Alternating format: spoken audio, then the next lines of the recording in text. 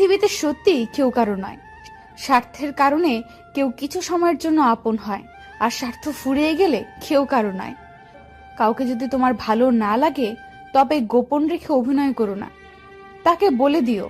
কারণ তোমার অভিনয় শুধু তার বিশ্বাস নয়, পুরো জীবনটাই নষ্ট করে দিতে পারে। জীবনে তারাই বেশি কাঁদে যারা 10 জনকে না, একজনকে মন থেকে ভালোবাসে।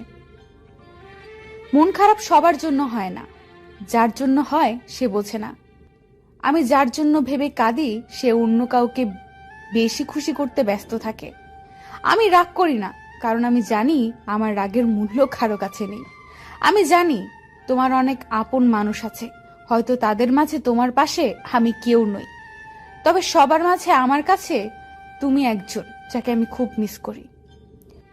ফোন আছে, নাম্বারও আছে, কিন্তু কথা বলার অধিকার তাদের মতো আমার আর নেই। অকারণে আর কাউকে মেসেজ করব না। আমি চাই না আমার জন্য কেউ বিরক্ত হোক।